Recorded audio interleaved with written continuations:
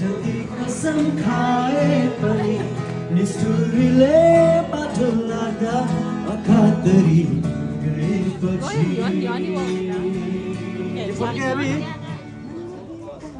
এই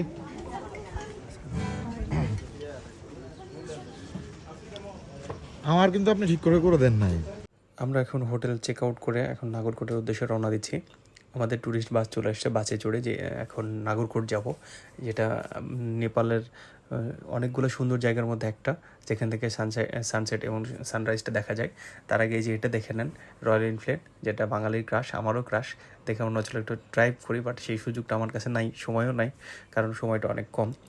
দেখেন কাঠমান্ডু শহরেই আছি এখন আমরা।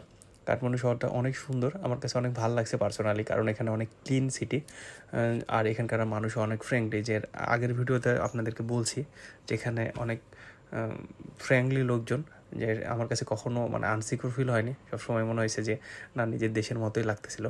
আচ্ছা যাই হোক, মেন কথায় আসি।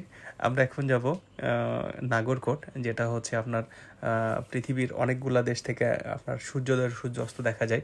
তার মধ্যে নেপালের এটা একটা, এটা মানে যতগুলো দেশ থেকে দেখা যায় তার মধ্যে সবচেয়ে সুন্দর জায়গা এটা। আমি শুনছি বাট দেখি নাই, দেখার উদ্দেশ্যে যাচ্ছি। জানি না কপাল ভালো হলে দেখতে পারবো, কারণ এখানে মেঘ থাকলে দেখা যায় না। আর মানে যদি আকাশ ক্লিন থাকে তাহলে এখান থেকে হিমালয়টা অনেক সুন্দর দেখা যায়। এখন দেখা যাক কী হয়, যদি দেখতে পাই তো আপনাদেরকেও দেখাবো, দেখার চেষ্টা করব। এখানে একটা পুলিশ ফাঁড়ি আছে, যেটা আসার সময় আমাদেরকে ওখানে করছিল, আটকাইছিল এবং পেপারস দেখছিল আমাদের গাড়ির। এখন আমরা দেখাই যে দেখেন পাহাড়টা দেখেন কত সুন্দর আর কত উঁচু পাহাড়, মানে ভিডিওতে ঠিক বোঝানো সম্ভব নয় যে আসলে কত উঁচু। আর এক একটা পাহাড় এত বড় বড় যে আপনাকে মানে কল্পনাও করা যায় না। একটা পাহাড়ে উঠতে আমাদের প্রায় 1.5 ঘন্টারও বেশি সময় লাগছে, আর বাসটাও যদিও ধীরে চলছিল। আর মানে 7,300 ফিট মানে বুঝে নিত কত উঁচু হতে পারে।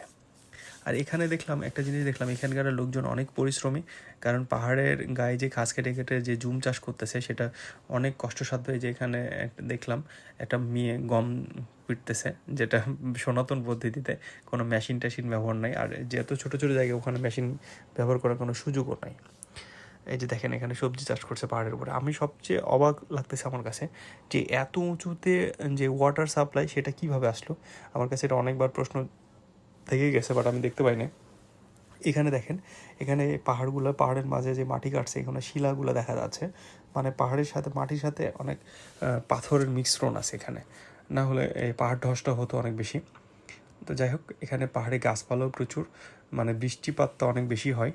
আর রাস্তাগুলো এত সুন্দর, মানে আমি যেহেতু একটা বাইকার, আমার কাছে এটা মানে স্বপ্নের মতো লাগতেছিল। যদি আমার কাছে কোনো আমার ফ্রেন্ডস কেউ থাকতো, আমি অবশ্যই এখানে বাইক ড্রাইভ করতাম। আমি এই বাসে নিয়ে যে একটা বাইক ড্রাইভ হয়তো ভাড়া করে নিয়ে বাইক ড্রাইভ করতাম। মানে আমার কাছে সত্যি অনেক সুন্দর লাগছে। জানি না যদি কখনো সুযোগ হয়, নেক্সট ডে কখনো যাওয়া পরে, তো অবশ্যই আমি এখানে বাইক ড্রাইভ করবো। তো যাক, আমরা এখন নাগরকোটের উদ্দেশ্যে রওনা দিয়েছি। এখন দেখি নাগরকোটটা আর কত দূর।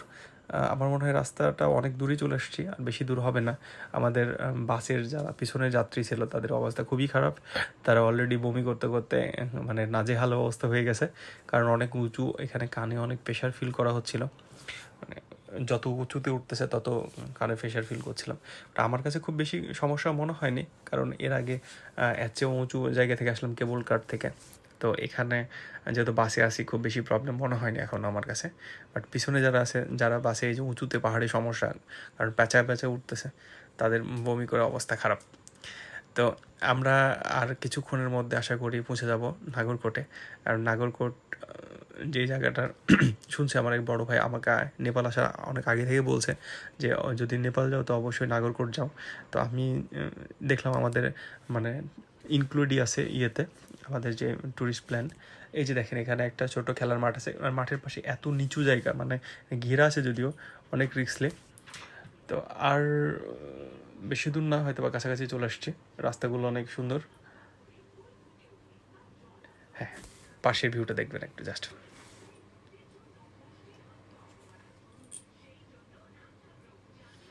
আমার পাশে বড় ভাই ছিল, অনেক ভিডিও করার ট্রাই করছে, বাট মানে পিছন থেকে সাইড থেকে এসে ভিডিও করার চেষ্টা করছে, বাট হচ্ছেও না, আমাকে নিজেও ডিস্টার্ব করছে বারবার। এই যে দেখেন, এই তো আমরা মোটামুটি আমাদের হোটেলের কাছাকাছি চলে আসছি, আমাদের বাসটা এখন দাঁড়াবে। এই যে দেখেন, জুম করে দেখাচ্ছে পাহাড়ের খাসগুলা, কত সুন্দর জায়গা।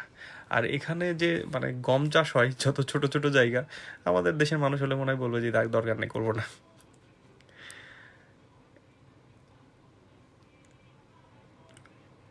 এই রেন ফরেস্টটা দেখেন, এই গাছগুলো এক একটা গাছ প্রায় 100 থেকে 150 ফিট উঁচু।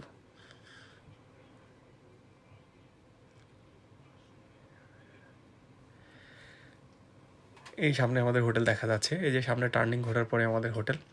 আমাদের সবচেয়ে মজার ব্যাপার কি, আমাদের বাসের যে লোকজন ছিল ওরা মাঝে মাঝে চেক করতে বলতেছে টার্নিংয়ের সময় কেন হর্ন বাজাচ্ছে না ড্রাইভারকে। তা এখানে যে হর্ন বাজানোই সমস্যা, মানে নিষেধ, এটা জানে না কেউ।